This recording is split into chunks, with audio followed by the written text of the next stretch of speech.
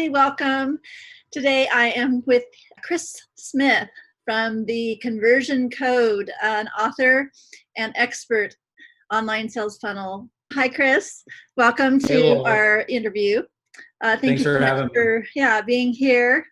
Talk to us a little bit about, you have your book, The Conversion Code, capturing internet leads, creating quality appointments, and closing more sales. Talk to us a little bit about background in the sense of getting into digital marketing and, how you ended up getting focused in the real estate industry and just kind of that background. Yeah, well, I started my career in sales. I was working in a boiler room, which is like a big, huge room with hundreds of people calling leads. And I was working for a billionaire. His name was Lou Pearlman. And he's actually the guy that discovered NSYNC and the Backstreet Boys and Britney Spears. So I live in Orlando, Florida, which is where the boy band genre was born. And Lou did an event where people from all over the country could come to Orlando to try to get discovered. So I was doing phone sales for that company. And the people that ran that company were very shady. They were people that had been to jail for telemarketing fraud. They were people that basically were selling, some pretty unethical tactics. But if you could kind of see through the smoke, there was gold in what they were teaching. They knew how to get somebody on a phone and how to get them to say yes to your offer. And so I learned, I didn't work there for very long because I do consider myself to be a moral and ethical person. But what I learned was just all of these like tactics and all of these specific things that you can do so that when you sell something, people say yes. There's a science to sales. And so I ended up working at Quicken Loans after that, selling mortgages. I ended up working for a software company. I ended up working for a CRM company. I've sold shoes. I've pretty much sold everything. And what I learned was that there is a repeatable process. Whether you sell vacations or loans or software, there's a right way to sell. And I know we're going to talk about that. And then as far as how I got into marketing, I was actually a traveling salesman and I was selling CRM software to the real estate industry. And as a part of my travels, I was on the road 2 weeks out of the month away from my family. And while I was on the road, I started a blog and I started an email newsletter. And I really only did it to keep in touch with the people that bought from me. I wasn't really thinking about it becoming some big thing. I didn't think that it was going to, gain any notoriety. And it was called Tech Savvy Agent. And it ended up exploding in popularity. The Facebook page that I started, the YouTube channel that I started, the blog that I was writing, ended up creating several awards and accolades for me at a pretty young age. And then I took all of that momentum and I started my own company, Curaytor. And now we help real estate agents with their marketing. We help them with their content, with their Facebook, with their website, with their emails, with their database. So it's been a fun journey. I've had a unique set of experiences and I'm excited to teach your audience, some of the best stuff that I've learned. Oh, that's amazing. Thank you. Being in that real estate, oftentimes that industry is a lot of really one-on-one. With what you've done, what's the most exciting part of helping people in this industry with the online? Yeah, I think, real estate is not unlike other small businesses where the majority of their business comes from word of mouth and from referrals. So, if you're a restaurant and you have good food, people tell their friends. If you're a real estate agent and you do a good job, people tell their friends. Or they use you again because people have to buy, usually people buy and sell a home about every 5 to 7 years. Word of mouth, referrals, repeat business is typically where small businesses either make it or break it. But what happens, Laura, is in my experience, they hit a ceiling. And they get to a point where they've got the business they've got, and they've got the business coming in, but they can't break through. And they want to grow more, and they want to double their business and triple their business and quadruple their business. And they need to figure out how to do that. And so I think as far as your question, what's the most gratifying? Being able to take a business that traditionally has gotten all of their business through old school methods or through traditional tactics and helping them build their database through Facebook and landing pages, helping them do great email marketing that gets them conversions, helping them design a website that creates leads that are ready to buy from them. Basically, if you treat your online business as well as you treat your offline business, you can have results. Marketing works. If you do marketing that's quality, that's consistent, that's strategic, it works. So for me, the gratification is really, taking a lady that's been in the business for 20 years and reached the point where she's reached and helping her break through. You would be amazed at how many businesses that we have helped double their income, quadruple their income. And that's after they've been in the business for a decade or 2 decades. So, that's clearly gratifying, when your customers have great results, when you can change their quality of life, when you can help them grow a team and, grow their bottom line. It definitely makes you proud of the work that you do. Thank you so much. That's great. And it is. I think that's part of what's so exciting for me as well, just being in the marketing world, is being able to get people up and running, get their, it's almost like you're systemizing their business, but you're systemizing the marketing side of it for them. And yeah, once we start getting traction and they get those leads, it is so exciting to see them grow with what you are offering as your marketing person.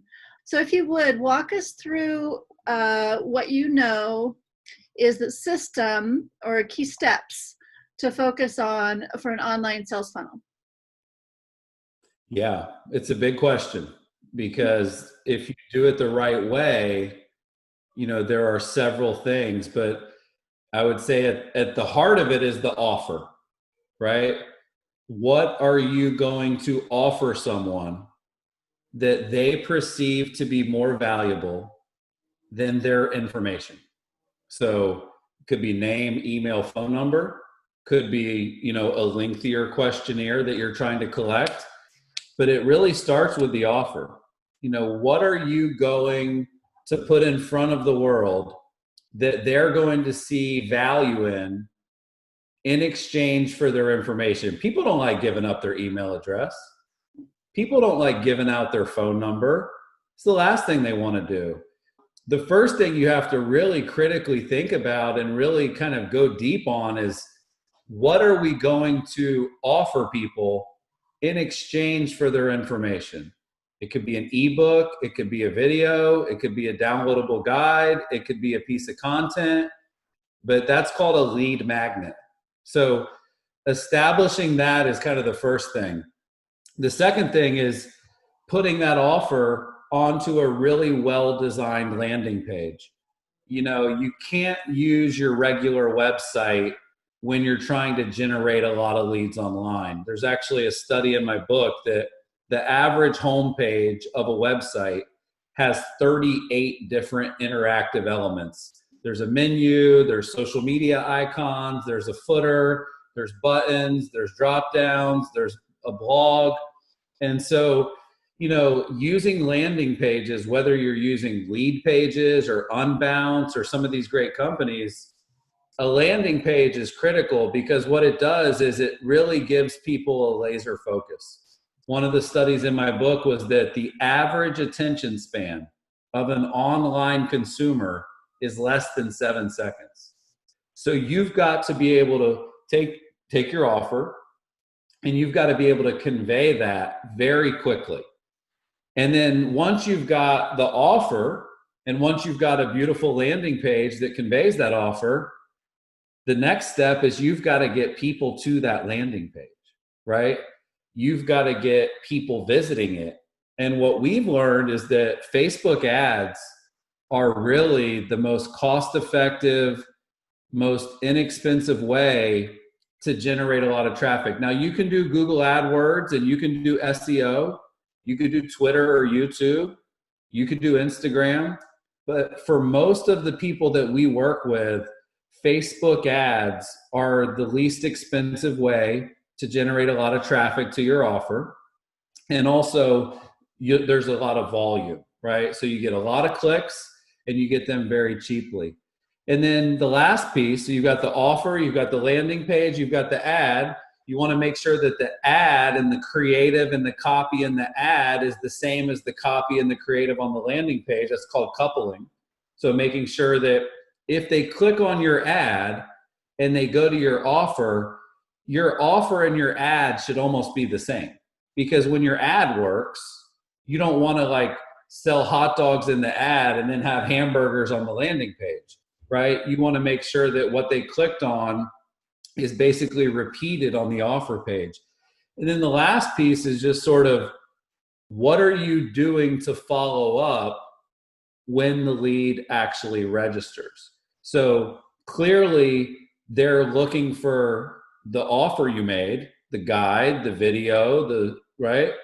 But a lot of times you need to make sure that there's an action plan or a drip campaign in place that has a sequence of emails over a series of time. So the first thing you might send them might be what they asked for. But what is email number 2 and number 3 and number 4? Because for many leads online, you've got to nurture the lead. You don't just get the lead and then they buy. You've got to kind of bring your offer back to them several times. So you've got, the offer, you've got the landing page, you've got the ad, and then you've got the deliverables. Once they register, what happens next? If you get their phone number, they should get a text message from you. If you get their email, they should get an autoresponder from you. But you don't want to just quit with attempt number 1. You don't want to just send them one thing on the first day. You want to send them dozens of things over time.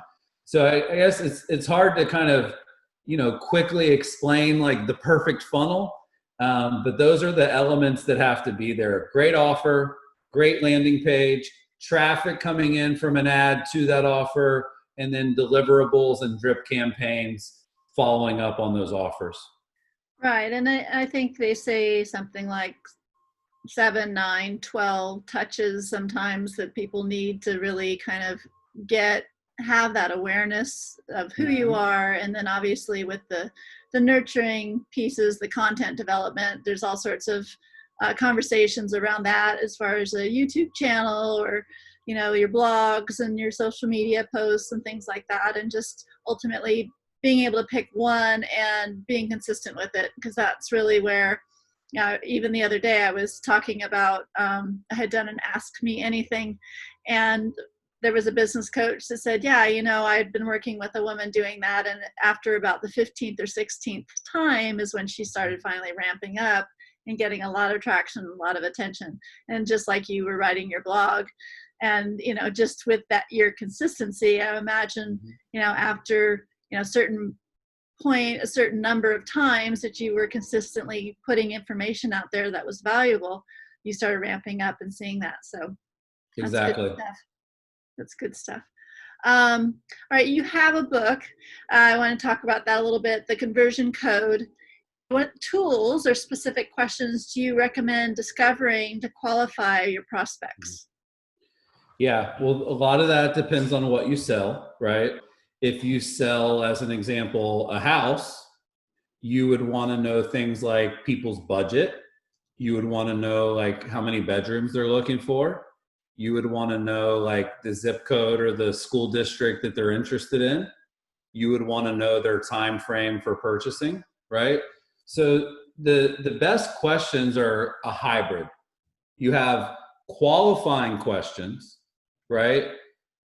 Like that you have to ask. So there's certain questions you have to ask. If you're a marketing company, what's your budget? What are your goals? What are you doing on Facebook? What are you doing with your blog? What are you doing with email marketing? So there are questions that you basically have to ask.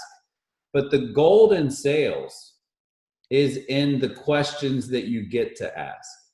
And what I mean by that is what I call digging deeper. So you ask a question and you might ask a lead, hey, what's your time frame for buying a home? And they say 6 months. Well, the follow-up to that would be something like, why 6 months? What's going to be different in 6 months compared to today? Why did you guys choose 6 months? And then they might say, well, because I just got a raise, right? And now for the next 6 months, we're going to be able to save up enough money for the down payment. And then, of course, you would congratulate them on getting the raise, right? So a lot of sales is just listening and then responding to what you hear. What the bad salespeople do is they ask all their qualifying questions and then they don't dig deep on the answers that they get. If somebody says, what's your budget for buying a house? And they say, well, $500,000. Say, okay, how'd you decide on that budget? Are you and your wife on the same page about that budget? If we could find you a property a little bit cheaper than that, would that be useful? If we find a property a little bit more expensive than that, is that going to be a deal breaker? So really, you have your questions that you have to ask because you have to qualify a lead and you have to get to know them. But the best salespeople, they listen, they hear the response, and then they ask another question. So I think about it like there's questions you have to ask, and then there's questions you get to ask.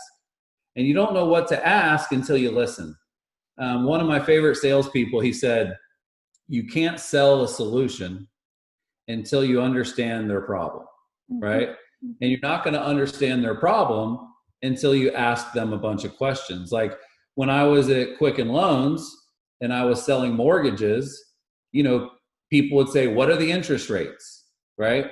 And it's like, well, great question. What are the interest rates? Are you looking to sell your home or refinance your home, right? You can't always be so mechanical. You need to be scripted and you need to kind of know how the conversation is going to go so that you can be nimble. It's kind of a hard concept to teach people, but if you know what you're going to ask, what you don't know is what they're going to say.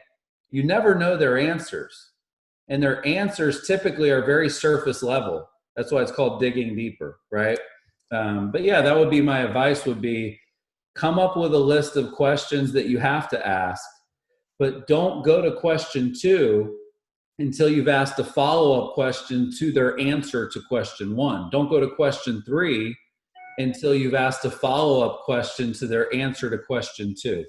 That's called the digging deep technique.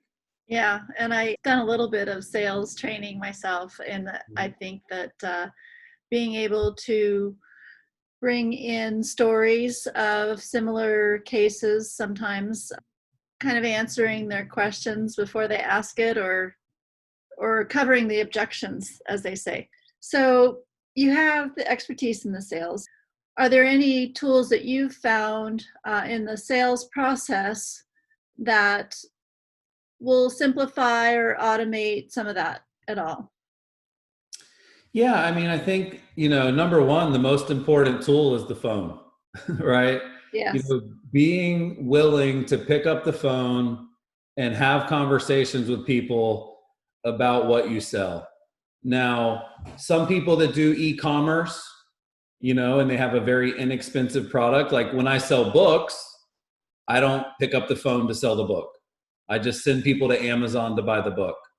But like our services at Curaytor, it's over $1,000 per month. And so you're probably not going to convince somebody to sign up online. You're going to have a conversation. So there's a lot of tools and there's a lot of software and stuff out there that can help a salesperson do their job better. But the most important tool is the phone and having conversations. Sales is a numbers game. The more people you talk to, the more yeses you get. The more no's you get, the closer you're getting to the next yes, right? But I think that like every salesperson should have a great CRM, a customer relationship manager. When you start to actually do internet marketing, the volume of people that you add to your database, you can't just put them all in an Excel spreadsheet. You can't just put them on a napkin. So like, I think the most important tool besides the phone for a salesperson would be a great CRM. And then a great CRM is going to have things like email campaigns. It's going to have things like text messaging capabilities. It's going to have a place for you to put notes.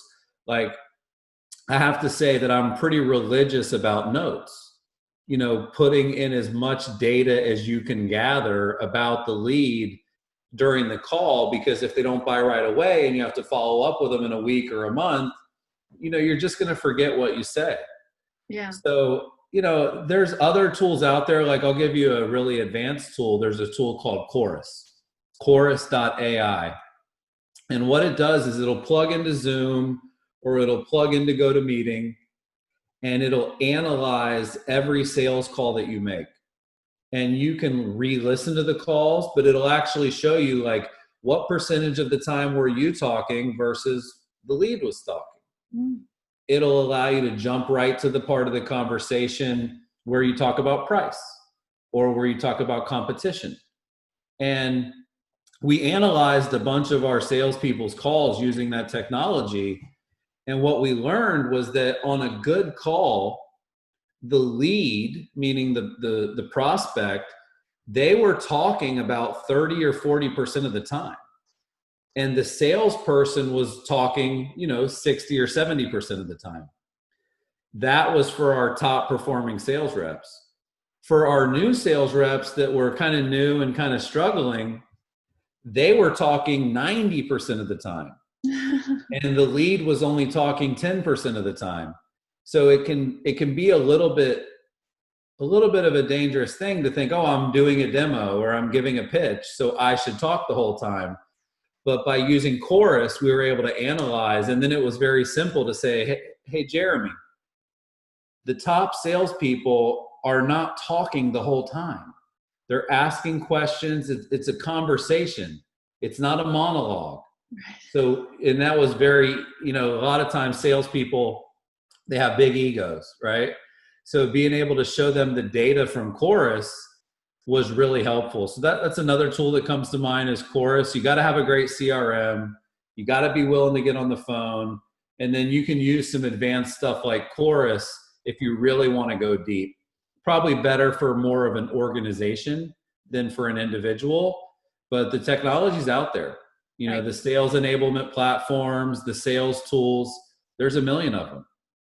What I always say is the best tools are the ones you use. Another tool that I've used over the years that's really cool is called BombBomb, and it's basically video email. So if you're just sending a quick message to someone, doing a video versus doing a written message can have a big impact.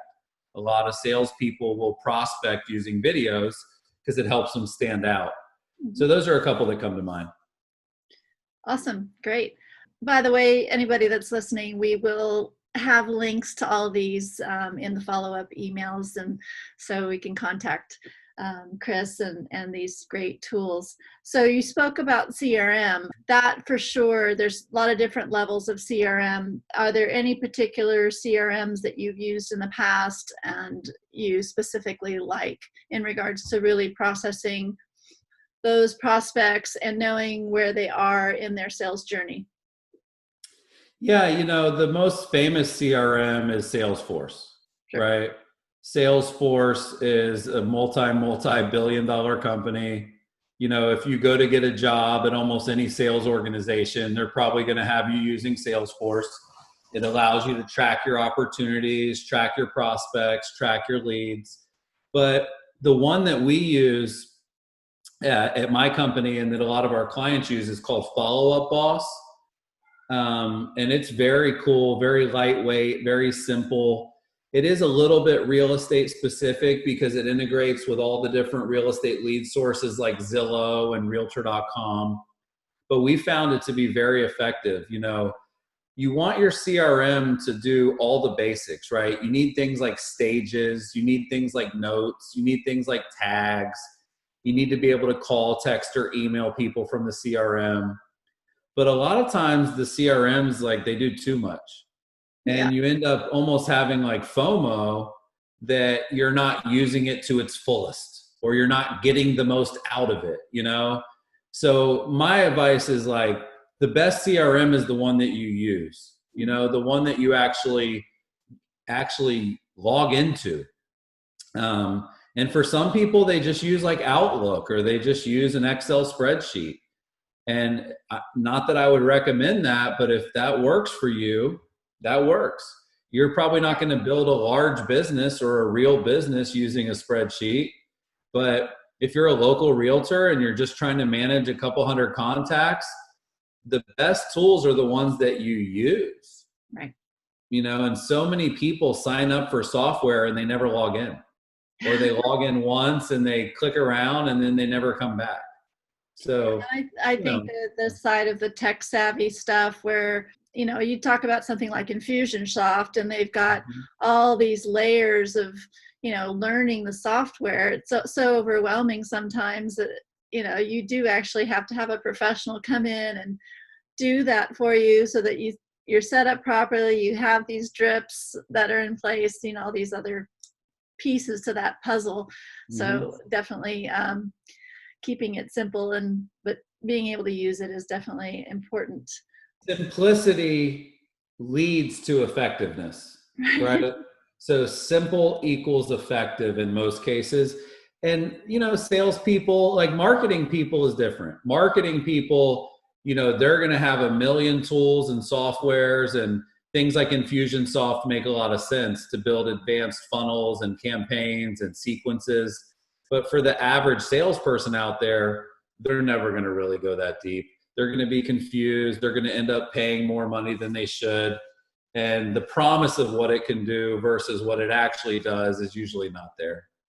Yeah, and I think part of this journey for myself even is the sense that it's like, where are you financially in your business to the extent where you are getting those sales, you're getting a certain level of income, and then when and how do you add the certain bells and whistles of these tools that automate things for you, but at the same time, you don't want to build a ship that you can't pay for every month while you're trying to build your business. So it's kind of that balance, and that's probably part of one of the biggest focuses that I have in talking with all of the experts in regards to, okay, well, there's a quick start side of this, and then there's where you can add the bells and whistles, and then, functionality wise, how do you really systemize it so that it can be more automated and you can just tweak things to create new promotions or market a certain event or product launch or service launch or things like that. So it's been very interesting to talk with all of my 21 experts. All right, so next question would be, do you find that the scripts are effective in the sales cycle? And what about even beforehand, say you're just doing an initial contact on LinkedIn, or where do you really focus on kind of creating your scripts and being able to utilize them efficiently when you're building that rapport with people? Yeah, I mean, listen, when you're reaching out through the internet, you want to be able to have effective outreach. Now, what we teach is basically inbound marketing. So you're doing marketing that's actually generating leads that want to be a lead. And then you apply outbound prospecting mindset. So it's almost like you pretend that you're just a cold caller and you pretend that you're an outbound prospector, but then you apply that ideology to inbound warm leads. And that's really when you're going to be at your best. But yeah, like it's funny. I was reading this article on BuzzFeed one time about a guy that had figured out how to get girls on Tinder to like him. And he basically stumbled upon a series of questions that would get them to answer, and that would get them going back and forth. And the last question was, what's your number? And he would get a lot of phone numbers. So whether it's LinkedIn or Facebook or Tinder or Instagram, what people really need to do is be keenly aware of when a message you send works. So as an example, on Facebook, if you go on Facebook Messenger and you send a message to your friends, a couple people a day, and you say, hey, I'm working on a project for work, can I pick your brain later today? Most people would say yes. And so once you have identified like this message gets replies and this message gets me appointments, you should systemize it. You know, there's a quote that I love, which is, don't trip over nickels to pick up pennies. Once you have found a winning script, a winning sentence, you definitely should use it over and over. I'll give you another example. Like in my book, I talk about the 9-word email, which is basically a mass email that you can send to all your leads and just say, hey, are you still interested in buying X? It's very simple. It's very easy. You get a lot of no's, but you get a lot of yeses. So I would say, you know, through email marketing, through social media outreach, through, you know, chat tools, finding you don't want to wake up every day and figure out what to say. One of my buddies, Phil Jones, he says the worst time to think about what you're going to say is while you're saying it. So what I would be doing is testing messages and testing these tactics.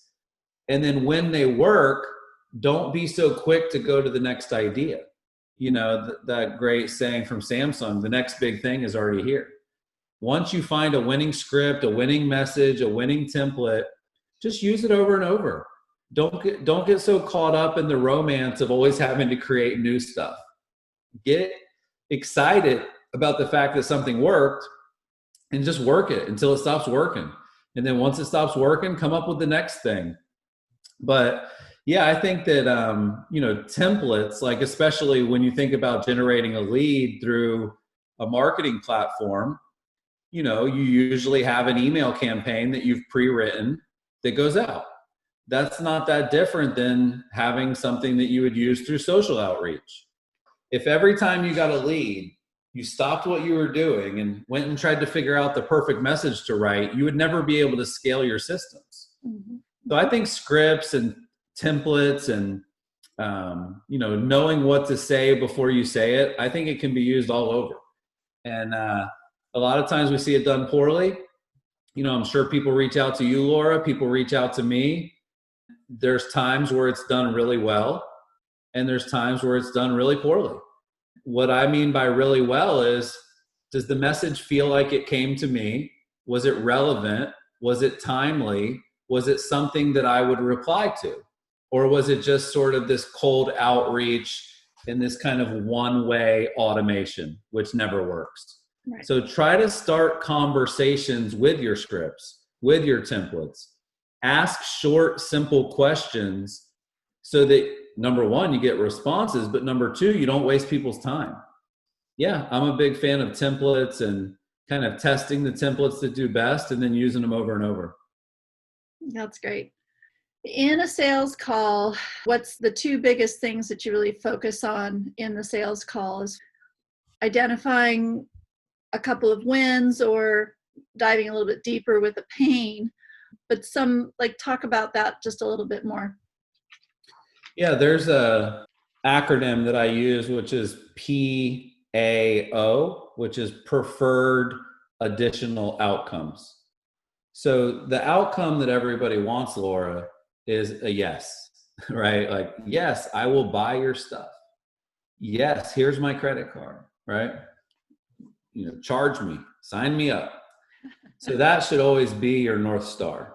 You know, your goal with a call, your goal with a lead should be to get them to buy. But the reality is, it's almost like baseball. In baseball, if you get a hit 30% of the time, you could be in the Hall of Fame. If you get a hit 40% of the time, you're the best player ever. So the reality is that in sales, just like in sports, you're going to lose more than you're going to win. You know, the best shooters in the NBA miss half their shots. So if you're going to be realistic with yourself and be self-aware, say, you know what? 80% of my calls, they don't buy. When they don't buy, what is the next best option? Now, what I found to be the next best option is a follow-up call a couple days later, right? Hey, I understand that you're not looking to move forward today. I want you to be able to sleep on it and think about it. I'm going to call you back on Thursday, right? To where you basically fill your calendar with second calls. So they didn't call right away. They didn't buy right away. So you schedule a second call. You know what? Let me give you a couple days to think about it. I'm going to call you back. And at that point, we can figure out if this is right for you. So now, instead of getting a hard no and feeling rejected, you basically have an appointment on your calendar a couple days later where there's a potential for a yes. So the first preferred additional outcome would be, can we get back on the phone in a few days and figure this out? I understand you're not looking to move forward. You need to talk to your spouse. You need to look at your budget. You need to talk to your partner. Like, there's a lot of kind of valid reasons why people don't pull the trigger. The other thing I would say would be, can I follow up with you by email? Can I email you over some additional information that might help you make a decision? Now, having a great email and having a great video and having a great PDF, like having really good collateral, makes doing that a lot more appealing. But most people are going to say yes to that question. Would you mind if I emailed you some information about the company? And then after you take a look at it, maybe we can hop back on another call. So what you're doing is, like, a lot of sales is just mindset. Having a positive mindset is critical to being great at sales. So by having these preferred additional outcomes that aren't no's, it keeps your mindset better. So you almost never end up with a no. It's a yes, they want to buy, or it's a yes, you can call me in a couple days, or it's a yes, you can send me some additional information. And so now, instead of getting rejected all day, you basically are getting kind of a soft sell, and you're building your pipeline for the future. Some people are going to just give you a hard no. And part of being in sales is getting rejected.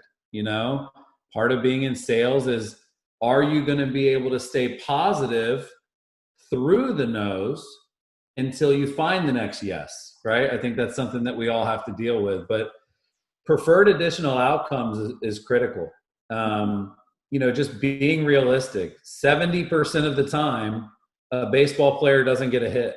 50% of the time, a basketball player doesn't make their shot. So you have to understand that that is going to happen. Imagine if every time a basketball player took a shot and missed, they were, bummed out for the rest of the game. Right. That would impact their performance.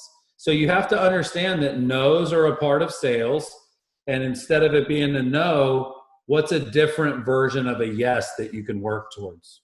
Right. So even this morning I was on a mastermind type of presentation.